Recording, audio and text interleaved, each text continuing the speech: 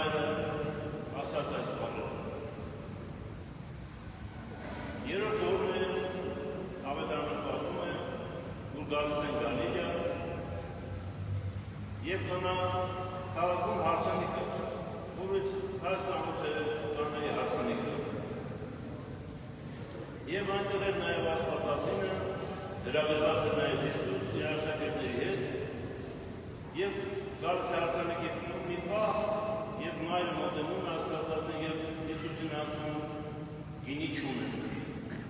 Եվ նա պատասխանում է ասելով կին դեռ ժամանակը չի եկել, ինչ կա իմ և քո մեջ։ Եվ այնտեղ հրամայում է սպասավորներին, որ թագույթները, որոնք գալիս մեծ ամաներ են, լցնեն ջրով դեն է բերան։ Եվ Հիսուս մոտեցավ, տվեց այդ ջուրը, որ գինի դարձավ և ուղարկեց սեղանապետի մոտ։ Սեղանապետը փորձելով զարմացած ասաց Փեսային, բոլորը սկզբից լավ գինի են բարի, մինչև որ հարբեն ժողովուրդը, հետո տալիս է հորը գինի, վաղ գինի, իսկ դու այսպիսի գինին դեռ մինչև հիմա պահել ես։ Եվ այս հարսանիքի ժամանակ երևաց Տիրոջ փառքը և նրա աշակերտները հավատացին նրան։ Սիրելի հավատացյալներ, ավետարանը մեր բարիչոց սարդավատը սկսեց մի ազարարումով։ Սկիզբը նշանած յարմերով Հիսուսի Քրիստոսի, այսինքն մեր փրկչի նշանների սկիզբը դրվեց։ Այդ սկիզբը դրվեց Կանայի հարսանիքով։ Ի սկզբանե Աստված կամեցել է մարդուն մեծագույն երջանկություն ու երանություն։ Այդ հարսանիքը, այդ պսակը, որ առաջին խորհուրդն էր և Աստված դրեց դրախտի մեջ։ Մարդուն դրեց վերկրանքի դրախտում, որպեսզի մարդ ուրախ լինի, մարդ երջանիկ լինի, և տեսնելով Ադամի մենակությունը, ինձ ստեղծեց, պսակեց նրանց և ասեց ինչ որ ասած միավորեց, մարդը փորձը բաժանի, երկուսին դիտելով որպես մեկ։ Եվ այստեղ Հիսուսին նկատառքն Աստծո Որդին առաջին նշանը ցույց տալիս իր ներկայությամբ օրհնում է Կանայի հարսանիքը։ Եվ առաջին հրաշքը ցույց տալիս առաջին նշանը ջուրը փոխարկելով գինի։ Հրեական սովորությունը համաձայն բոլոր տների բակերում նախամուտքի մոտ կային մեծ, այդպես մոտ 100 լիտրանոց կավե ամաներ կամ խարից ամաներ, որոնք ուշում են թագույթներ, և այդ 6 թագույթները պետք է լցրել ջրով։ Հիմա մայրը ասել է գինի է պետք, և որոնք խոսում են գինում։ Եվ տարօրինակ ձևով Տերը հրամայում է, որ ջուր լցրեք։ Եվ տեսնում եմ նրանց հավատը, որ սպասավորում են բոլորը 600 լիտր ջուր, հեռուտերից բերեցին։ Այսքան տեսնում եմ նրանց հավատը ջուրը լցնելով թագուտների մեջ, մատուցեց որպես զմարների հրաշալի գինի։ Ուրախություն տվեց մեծագույն,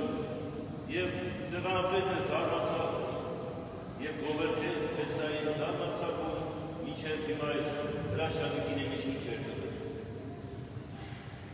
Մեր հայրերը բացատրում են, որ այդ փոխակերպումը ջուրը գինու արդեն Տիրոջ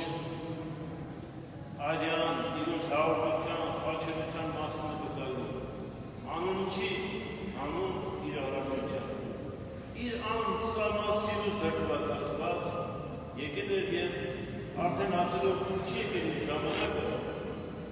որտեղ մայրը գիտեր, երբ որ Սինայից առաքելությունը կատարել, նրան խաչել է։ Որտեղ Սիմոնը արդեն, երբ որ 40 օրական Հիսուսին բերեցին և ընծայեցին տաճարին ասաց, քո սրտի միջով պետք է թուր անցնել։ Իր մայրը այլևս չգիտեր, բայց որպեսզի պսակը օրհնվեր, ամոթով չմնան, որտեղ գինի չունենալը մեծ տխրություն կներ, և երևի ամբողջ կյանքի վերջ նրանք պետք է հիշեին և մյուսները պետք է նրանց հանդիմանեին։ Եվ տվեց նրանց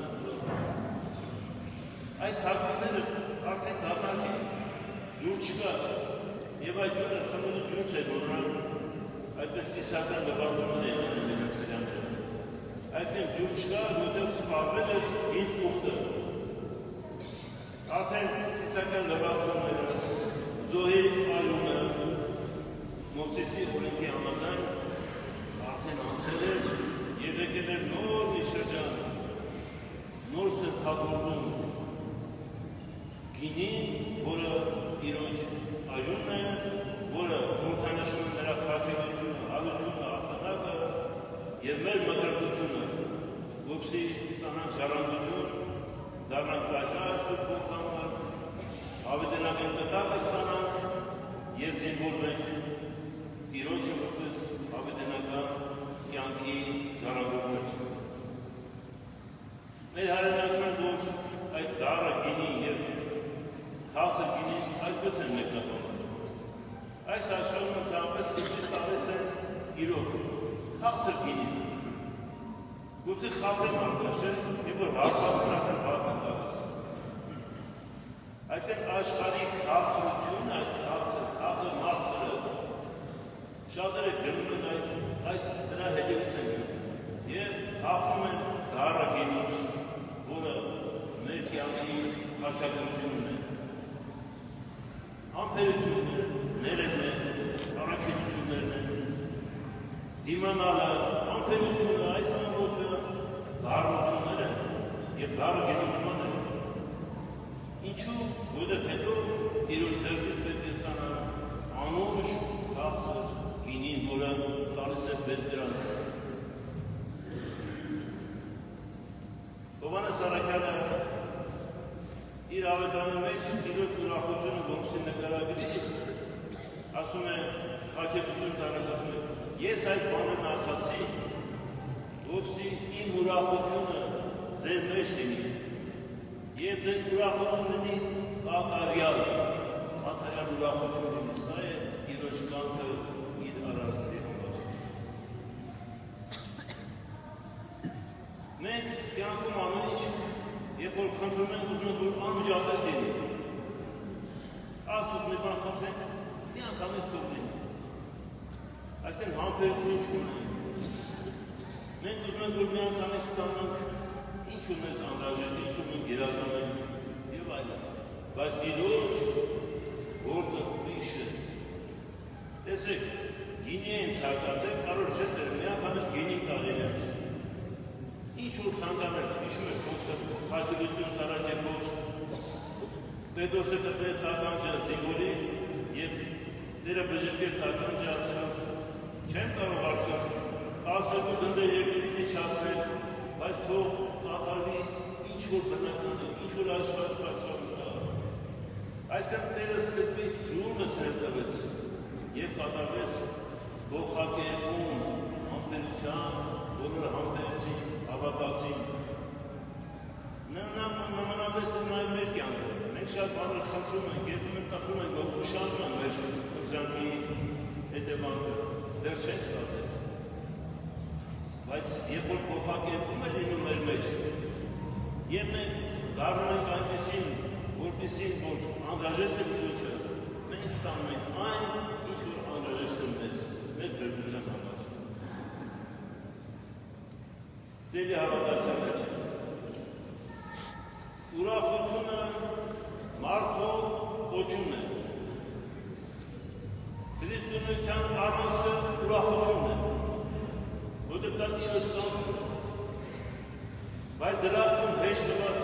ուրախություն մարդը չկարողացավ պահել։ Անփորձության պատճառով զրկվեց դրախտի փափուկությունից։ Եվ Աստված իր որդուն ուղարկեց խաչի ճանապարհով բացեց հաղթանական օրը, որպեսզի դեպի մեզ ուրախացնի, արքայության բնակիչ դարձնի և օրհնեց պսակը, որպես դրախտի պսակի շարունակություն, և մենք այդպես զավակների որ պսակում ենք, ասում ենք, ստեղծեք դրախտի ընտանիք, սիրո, թարթության վրա հիմնված, համբերության, խաչելության, զոհաբերության վրա մեկը նույնիսկ նկատվում, որտեղ սա է Տիրոջ կամքը։ Եվ կգին անդրադառնալով Տիրանոջ այդ խոսքին, թե որ ինչ կասի դες կատարեք, գրենք մեր սրտի տախտակների վրա, որ Տիրոջ ամեն մեր խոսքը դառնա մեզ համար կատարելի, մեր իսկ երջանկության և գրկության համար։ Հարկ է զասված, որ մեր դարը ջուրը, մեր անհամ ջուրը դարձում ես թացր անուշ ու գրգրալի, որ և սուրբուգետ հավիտյանս ամեն հատ պատից մեր Հրիստոս։ Եվ